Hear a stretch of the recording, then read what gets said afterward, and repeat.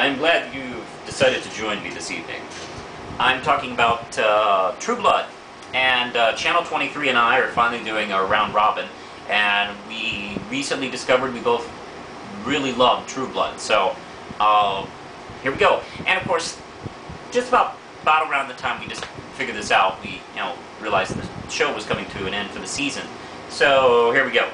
We just watched the show about around 40 minutes ago. The episode ended, and I will warn you, I really can't talk about any of this shit without spoiling it. So if you hadn't seen the last episode yet, hold off on this video. It's really not that amazing. I'm just some asshole talking about a TV show, so you know what? You can hold off. Or if you want to wait until the DVD box set, blah blah blah, I mean, you can live without seeing this video for a few months. Anyway, what was it going on about? Oh yeah, the last episode of True Blood. And, okay, one last time, spoilers. Okay. Of course, anybody who's been watching the show has known that there's been two main storylines going on. Warriors of Light corrupting Jason and setting up a war, and they against the vampires, and they kidnapped Godric, and they were holding him for his big sacrifice. But that plot line kind of finished up 3 episodes ago, leaving the big finale related to Marianne Forrester, who basically was the main villain of the year, and actually the most powerful and evil, scary villain that's been in the show so far. Yeah, even scarier than, what was the name of the serial killer from the first season? Renee? Renee was a pretty awful guy. A human serial killer. And, of course, the Warriors of the Sun were pretty bad, too. But Marianne, just, she is a Maenad, which goes into Greek mythology. And what was fun about Marianne, played by the magnificent Michelle Forbes, who turned out a great performance from beginning to end with this character. Why she isn't an A-list star, I do not fucking know. There's obviously something wrong with the universe, because she is not like a huge name. But hey, when I see her show up in a TV show or a movie, I go, fuck, it's Michelle Forbes. All right, we're in for some good shit.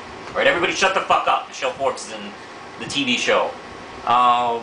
And that's what I do. I tell people to shut the fuck up. And what an amazing performance, and what a great character. And the great thing about Marianne was a good portion of the season you didn't know what the fuck she was. And Lindsay and I would turn to each other and just throw theories around, like she's a goddess, or she's a witch. No, she's something else, a shapeshifter, maybe, I don't know what the fuck. We're trying to figure it out. And she had a devious plan that started deep into this first season, actually, maybe halfway. She was accidentally summoned by Tara's drunk-ass mother. Well, actually, that led... drunk-ass mother came to a fake witch doctor in order to exorcise the demons. But of course, people can't really get drunk on their own. It's their own fucking faults. It's demons. And I think the show kind of builds into that. Anyway, she tells... Mother of the Year tells Tara that you got some demons too. It's like, hey, fuck you. You've been Whitney Houston for all my life. I think you can leave me the fuck alone. But anyway, Tara goes. And her and the fake witch doctor accidentally summoned something, and it turned out to be Marianne. They got her attention, and Marianne was charming and funny and likable and charismatic, and you can hang out with her, and insanely rich, and giving her another start in life, and all that, and it's very appealing. And hey, there's this guy, Eggs. He's this huge, good-looking black guy who's gonna fuck her. So I mean, how can you not like be, not be tempted by that? And of course, meanwhile, we had the terrific Warriors of the Sun storyline.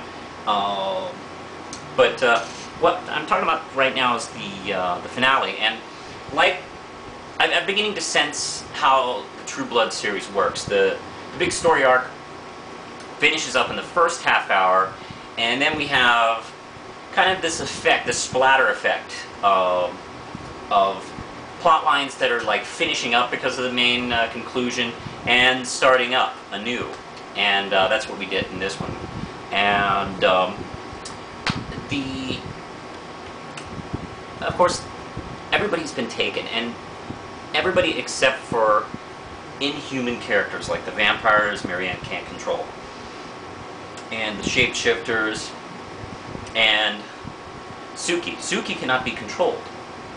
As a matter of fact, there's almost like this this force field. Like, I mean, Jason and I can't remember the cop guy.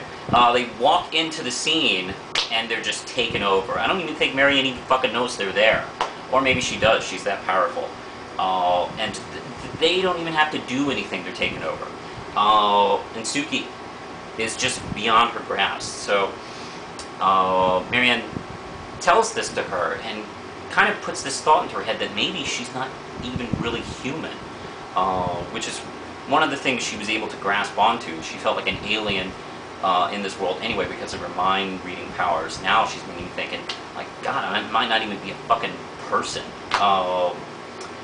But she still looks like a person, so, you know, that's not a bad deal.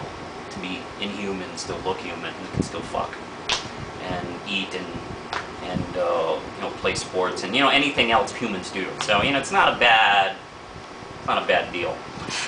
But actually, you know, maybe I won't exactly go off into to the exact conclusion how the Marianne story ends. It's quite exciting.